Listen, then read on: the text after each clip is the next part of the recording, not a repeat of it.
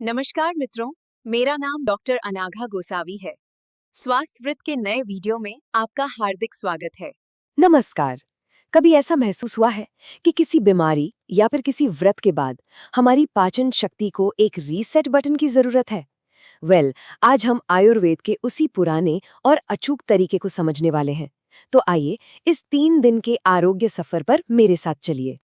ये एक ऐसा सवाल है जिसका सामना हम सब ने कभी ना कभी जरूर किया है।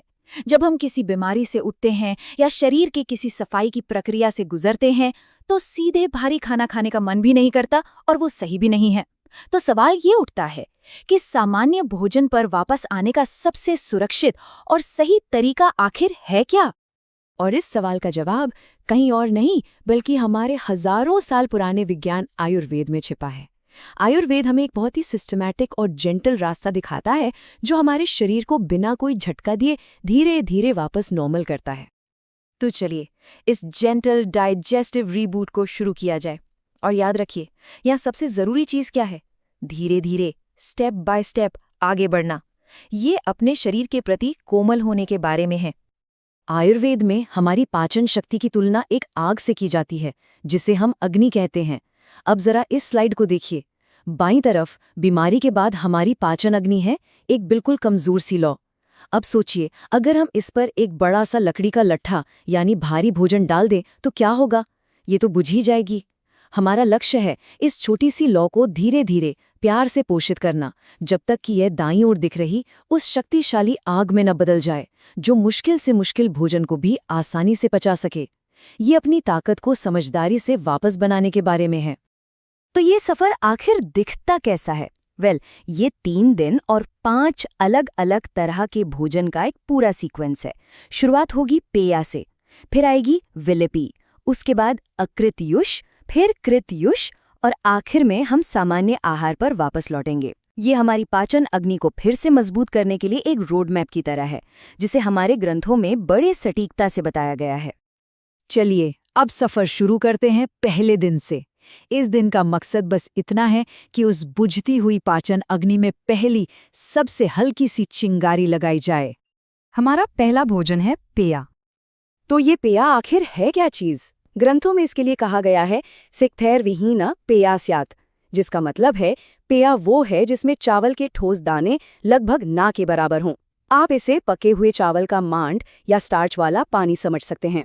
ये बहुत ही हल्का और पचाने में बेहद आसान होता है, लगभग पानी जैसा, लेकिन जरूरी पोषण के साथ। और इसका मकसद? इसका काम उस सोई हुई पाचन अग्नि को बहुत धीरे से, प्यार से जगाना है। ये ठीक वैसा ही है जैसे आग जलाने के लिए हम सबसे पहले सूखी घास या कागज का इस्तेमाल करते हैं, है ना? उससे ज्यादा कुछ भी उस नाजुक लौ को बुझा सकता है। पहला दिन पूरा हुआ, अब हम आ गए हैं दूसरे दिन पर। यहाँ हम उस छोटी सी चिंगारी पर थोड़ा और ईंधन डालकर उसे और बढ़ाने का काम करेंगे। दूसरे दिन की सुबह हमारा भोजन होगा विलिपी। विलेपी पेया से थोड़ी अलग है, थोड़ी गाढ़ी। इसके लिए कहा गया है विलेपी बहुसिक्था स्यात्, यानी जिसमें चावल के दाने ज्यादा हों। आप इसे एक पतली खिचड़ी जैसा मान सकते हैं। तो अब हम अपनी पाचन अग्नि को थोड़ा और काम दे रहे हैं, उसे धीरे धीरे और मजबूत बना रहे हैं। दूसरे दिन शाम को हम एक और बहुत जरूरी कदम आगे बढ़ाएंगे और वो है अकृतयुष। युष का मतलब होता है दाल का सूप और अकृत मतलब जिस पर कोई संस्कार न किया गया हो, यानी बिल्कुल सादा। तो ये बस मूंग दाल का पानी या सूप है जिसमें कोई मसाला, नमक या घी तेल नहीं होता।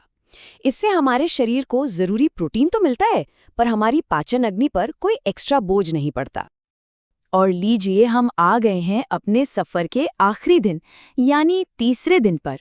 अब तक हमारी जो पाचन अग्नि है ना, वो काफी हद तक संभल चुकी है और हम उसे सामान्य भोजन के लिए तैयार करने के आखिरी चरण में हैं।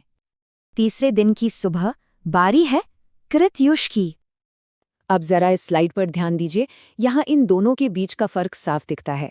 हम बाईं ओर के अकृतयुष की सादगी से दाईं ओर के कृतयुष की ओर बढ़ रहे हैं। कृत का मतलब है जिस पर संस्कार किया गया हो, यानी यहाँ हम दाल के सूप में थोड़ा सेंधा नमक और जीरा जैसे हल्के पाचक मसाले डालते हैं।